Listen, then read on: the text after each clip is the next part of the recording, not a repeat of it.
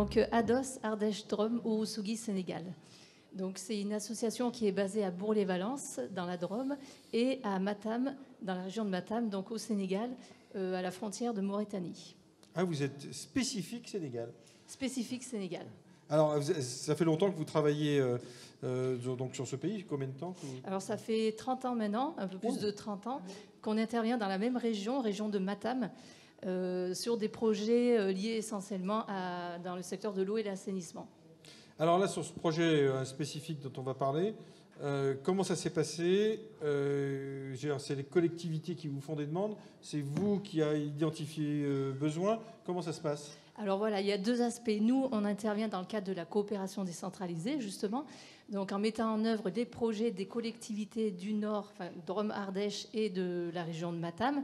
Et on intervient aussi sur des projets en nom propre en tant qu'ONG. Donc en fait, l'idée, nous, c'est d'accompagner les collectivités locales à mettre en œuvre leur politique publique en matière d'eau et d'assainissement et d'accompagner aussi la population locale avec des actions de sensibilisation sur ces mêmes projets. Donc, concrètement, vous avez fait quoi? Vous avez réalisé quoi sur place? Alors, dans la région de Matam, alors qu'est-ce qu'on a fait? On a accompagné des communes dans la définition et réalisation du schéma d'eau et d'assainissement, et après, donc, dans la mise en œuvre des actions liées à ce schéma, en intégrant tout le temps la population. Donc, en mettant en œuvre des diagnostics participatifs, de réflexion par le quartier, les communes, pour la mise en œuvre de ce schéma, entre autres. Voilà. Oui. Et alors, comment vous avez rencontré Patrick Chavreau, auquel je vous donne la parole dans quelques instants, de l'entreprise Surtech? Comment ça s'est fait? Et puis Patrick nous dira un peu ce qu'il fait et ensuite comment il l'a fait. D'accord. Donc nous, l'idée à ADOS, c'était de démultiplier les actions qu'on a fait en région de Matam sur le secteur de Dagana. Et il y a donc une demande de la population, des collectivités qui a émané. Et on avait donc une idée de projet, toujours dans l'eau et l'assainissement. Et du coup, on a été en lien avec Patrick sur le projet. Bah, tu peux peut-être... prends un micro à ce moment-là. Oui, merci. Donc Patrick, bonjour. Bonjour Marc. Donc Surtech, vous nous rappeler quand même ce que fait Surtech? Oui, en quelques mots, donc Surtech, toute petite société française basée sur la région grenobloise, créée en 1979, avec pour activité principale l'autonomie énergétique. Donc tout ce qui touche production, régulation, stockage d'énergie est mis à disposition, et tout un volet également sur la partie gestion de l'eau, avec des systèmes de pompage solaire, de stockage et de potabilisation. D'accord. Et alors, comment vous êtes rencontrés? Alors, en fait, Surtech est membre de Tenerdis, et Surtech a... Votre voisine. Ma voisine de gauche, qui se présentera après, Ingrid. Et Surtech est rentré dès le début dans un projet qui a été monté par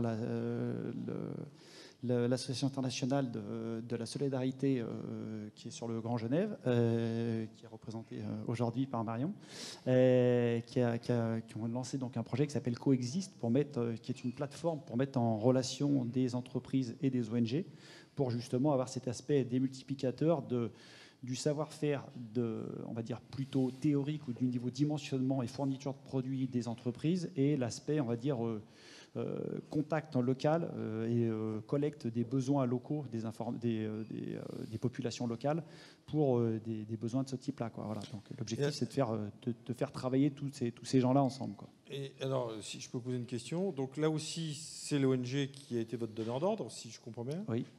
Et alors vous avez trouvé l'argent où? Des dons, peut-être à l'association? Non, alors là, ça rentre dans le cadre de l'appel à projet lancé par la région Rhône-Alpes et l'agence de l'eau. Voilà, essentiellement. Après, on cherche d'autres fonds. On en a trouvé, on en cherche encore. Voilà. On parlait de l'AFD. C'est un bailleur de fonds pour vous ou... Alors, j'ai dit région Rhône-Alpes et agence de l'eau. Alors, l'AFD, on est avec eux sur d'autres projets. Pas sur celui-là, mais Je voilà. pense que la taille du projet n'est peut-être pas dans le scope de ce que peut faire l'AFD. Et vous, Surtech, vous en faites souvent? On en fait, on a plutôt des tendances, jusqu'à maintenant, historiquement, on travaillait plutôt avec d'autres entreprises. Donc on travaille notamment avec Vernier Hydro qui va témoigner sur un autre projet juste après. Mais on n'avait pas trop l'habitude de travailler avec des ONG. On les sollicite, mais il faut qu'il y ait l'opportunité, comme disait tout à l'heure la dame de la baronne Sitaf, on est effectivement... c'est plus une histoire de personnes avant tout, donc c'est-à-dire qu'il faut croiser les bonnes personnes au bon moment et avoir les bons besoins. Là, il se trouve que Rachel avait un besoin au niveau d'Ados et donc elle a su remonter via Coexist pour pouvoir adresser et trouver le bon partenaire au niveau technique, quoi. Ok, bon bah super. Et pour vous, entre guillemets, c'est rentable? Excusez-moi de poser la question. Enfin, vous n'allez pas en face de l'ONG. Mais... Je vais répéter ce qu'a dit Madame Lartigot il y a quelques minutes. C'est qu'en fait, c'est à la fois c'est des projets qui sont intéressants parce que c'est avant tout des rencontres. C'est à la fois pouvoir découvrir des nouveaux pays parce que même si on peut être déjà amené à travailler à l'export avec des ONG, c'est une approche qui est un peu différente au niveau business, on va dire, clairement. Et après, ce qu'on cherche dans ça, c'est plutôt de l'ouverture et des opportunités de rencontres et de business. Après, la rentabilité, ce n'est pas le facteur premier, mais effectivement, on est une entreprise. Donc ça veut dire que soit on décide de placer ça comme une part de l'activité qui peut être plus, entre guillemets, philanthropique, mais après, il y a quand même des nécessités, effectivement, de dégager de l'argent. Un côté RSE, mais rentable. Ouais, c'est bien. Non, mais c'est important. Mais ça fait partie de l'activité de Surtech étant dans l'autonomie énergétique et donc dans l'énergie pour tous. On a dans les valeurs, dans l'ADN de Surtech, ces valeurs de partage et on va dire d'échange avec les autres. Après, on est une entreprise en Afrique, c'est bien. Forcément. Tout à fait. C'est important. Merci Patrick. Ingrid, bonjour Ingrid Milsan. Bonjour. Vous êtes responsable, on parlait de vous il y a 2 minutes, mais vous êtes responsable du développement international de Tenerdis. C'est quoi Tenerdis? Alors Tenerdis, on est un pôle de compétitivité. Donc c'est une structure associative qui rassemble à la fois des acteurs de type entreprise, des laboratoires de recherche, des universités, des collectivités et des ONG, justement. Donc, en fait, c'est un peu vous la responsable de la rencontre, finalement, au-delà de la plateforme. Eh bien oui, en partie, voilà. Parce qu'il est adhérent, c'est ça? Tout à fait, tout à fait. Donc, on joue notre rôle d'intermédiation, effectivement, entre ces différentes catégories d'acteurs, et ça a été répété. Les occasions dans le passé n'étaient pas très nombreuses de faire se rencontrer ces acteurs. Donc, on est ravis quand elles se présentent, comme dans une journée comme aujourd'hui, ou à l'occasion de l'événement Soliway de la Cité de la Solidarité Internationale qui se tiendra au mois de novembre aussi.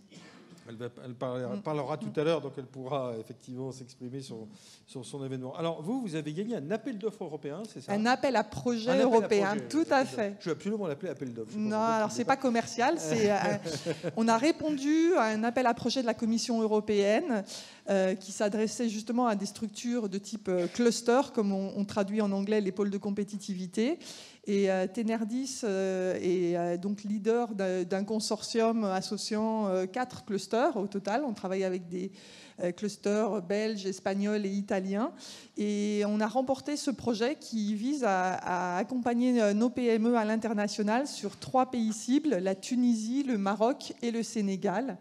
Donc pour nous, c'est très important. Ça va nous permettre d'enclencher la vitesse supérieure dans nos actions à l'international sur ces 3 pays. Et donc, vous allez faire quoi alors? On va accompagner nos entreprises pour qu'elles rencontrent sur place justement des tas d'acteurs avec lesquels on espère qu'elles pourront nouer des collaborations. Donc pas uniquement des entreprises, également des ONG ou des universités, des centres de formation, tout type d'acteurs, des collectivités. Voilà. Je peux peut-être rajouter un petit mot sur le Club Afrique, justement, parce que c'était aussi grâce au Club Afrique qu'on a pu se mettre en lien. Tout à fait. Donc en fait, ce projet, l'idée de ce projet européen, elle n'est pas née de nulle part. Elle correspond effectivement à une stratégie du pôle de cibler l'Afrique, en particulier dans nos actions à l'international. Et donc, ça fait maintenant bientôt 2 ans qu'on anime au sein du pôle un Club Afrique qui rassemble les acteurs justement membres de Tenerdis qui s'intéressent à cette géographie et qui nous permettent d'échanger beaucoup de contacts utiles pour justement aller développer des projets sur ce continent.